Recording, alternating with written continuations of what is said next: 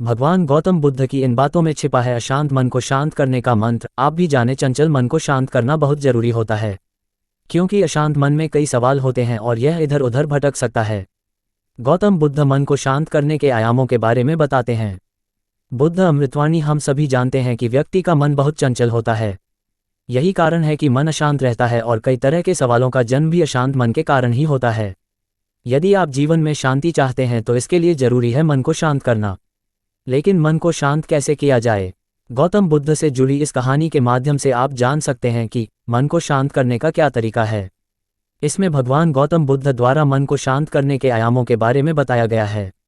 जानते हैं इस कहानी के बारे में जिससे आपका जीवन बदल जाएगा। मन को शांत करने की कहानी। एक बार एक लड़का गौतम बुद्ध के पास जाकर कहता है, मेरे जीवन में बहुत अशांति है, कृपा करके आप मेरा मार्गदर्शन कीजिए जिससे कि मैं इस अशांति से छुटकारा पा सकूं। गौतम बुद्ध लड़के से जीवन की अशांति का कारण पूछते हैं। लड़का उत्तर देता है, अत्यधिक विचारों के कारण मेरे भीतर बहुत सारे विचार आते हैं जिससे मेरा मन अशांत रहता है।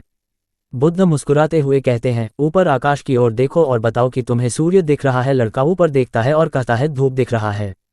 बुद्ध उससे पूछते हैं कि अगर तुम लगातार धूप में खड़े रहोगे तब क्या होगा?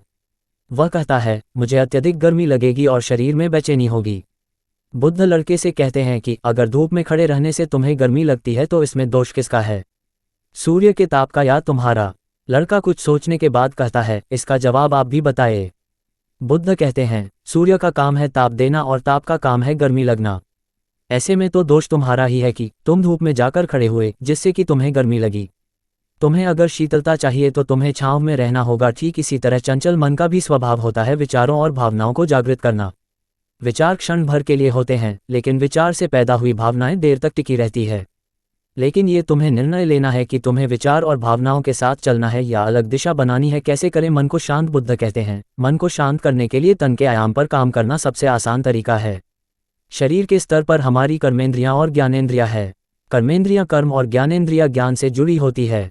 इससे हम अपनी संवेदनशीलता को बढ़ा सकते हैं, यानी हम जो भी काम करें उसे आनंद के साथ करें। मन के आयाम से हटकर तन के आयाम पर जाने से ही तुम्हारा चित्त शांत होगा।